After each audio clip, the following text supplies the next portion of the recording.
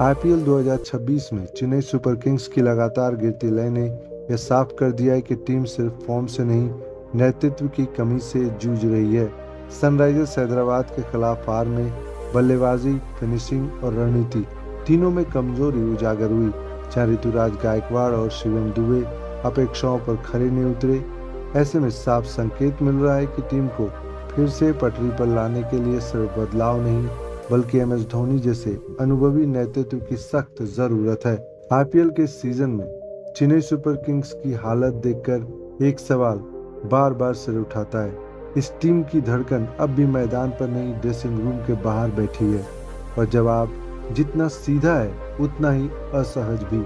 जब तक महेंद्र सिंह धोनी नहीं लौटेंगे, सीएसके की कहानी अधूरी ही रहेगी। शनिवार रात सनराइजर्स हैदराबाद के खिलाफ 10 रनों से हार सिर्फ एक और नतीजा नहीं थी, बल्कि उस गिरती लय का आईना थी जिसे अब नजरअंदाज करना मुश्किल हो चुका है।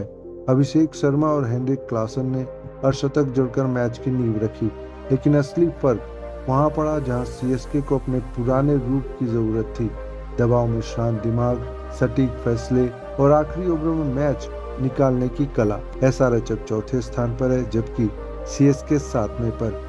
यहीं से वो फर्क साफ नजर आया जो कभी सीएसके को बाकी टीमों से अलग करता था। ऋतुराज गायकवाड़ के पास प्रतिभा है, तकनीक है, लेकिन कप्तानी का वह टेम्परामेंट अभी विकसित होता नहीं दिख रहा जो इस टीम की जरूरत है। धोनी के दौर में सीएसके सिर्फ एक टीम नहीं, एक सिस्टम थी जहां हर खिलाड़ी को अपना रोल पता होता था और हर स्थिति के लिए एक स्पष्ट योजना होती थी। आज वही स्पष्टता गायब है। ऋतुराज की बल्लेबाजी में भी वो आत्मविश्वास नहीं दिख रहा जो बड़े मौकों पर टीम को संभाल सके। मिडिल ऑर्डर की स्थिति और चिंताजनक है। शिवम दुबे, जिन्हें फिनिशर की भूमिका में तैयार किया गया, वो लगातार उस भरोसे पर खरे नहीं उतर पा रहे। बड़े शॉट्स की कोशिश में निरंतरता गायब है और यही वजह है कि आखिरी ओवरों में सीएसके का रन चेज बार बार लड़खड़ा जाता है। पहले यही वो चरण होता था जहां धोनी क्रीज पर होते थे और विपक्षी टीम के लिए हर गेंद एक पहेली बन जाती थी। गेंदबाजी में भी कहानी कुछ अलग नहीं है।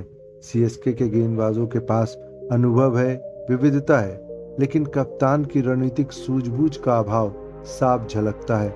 कब किस गेंदबाज को लाना है, किस बल्लेबाज के खिलाफ क्या फील्ड लगानी है, कब दबाव बनाना है और कब विकेट के लिए जोखिम लेना है, ये सभी छोटे छोटे फैसले मिलकर मैच का रुख तय करते हैं। धोनी इन बारीकियों के उस्ताद थे।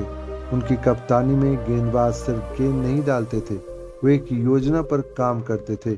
सीएसके की सबसे बड़ी ताकत हमेशा उसकी मेंटल स्ट्रेंथ रही है। यह टीम कभी घबराती नहीं थी, चाहे लक्ष्य कितना भी बड़ा हो या स्थिति कितनी भी कठिन। लेकिन इस सीजन में कई बार देखा गया कि जैसे ही मैच टाइट होता है, टीम का आत्मविश्वास डगमगाने लगता है। यह वही सीएसके नहीं है जिसे कमबैक किंग कहा जाता था।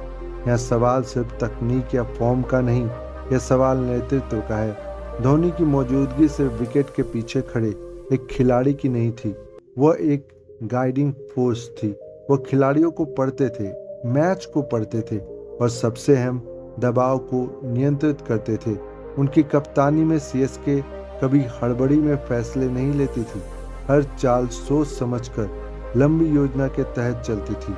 आज सीएसके के पास खिलाड़ी हैं, अनुभव है, लेकिन वह दिमाग नहीं है जो इन सभी टुकड़ों को जोड़कर एक विजय तस्वीर बना सके।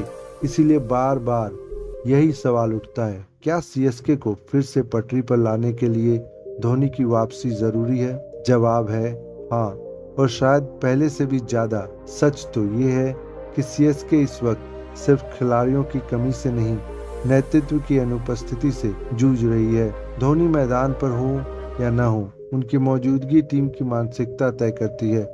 उनकी एक नजर, एक इशारा, एक शांत मुस्कान, ये सब मिलकर उस घबराहट को खत्म कर देते थे जो आज हर मोड़ पर दिख रही है। इसीलिए बात अब सीधी है, रणनीति बदलने, प्लेइंग 11 बदलने या रोल तय करने से ज्यादा जरूरी है उस भरोसे को वापस लाना जो सीएसके की सबसे बड़ी ताकत था। और वो भरोसा, वो ठहराव, वो धोनी फैक्टर, वो तभी लौटेगा जब एमएस धोनी खुद लौटेंगे।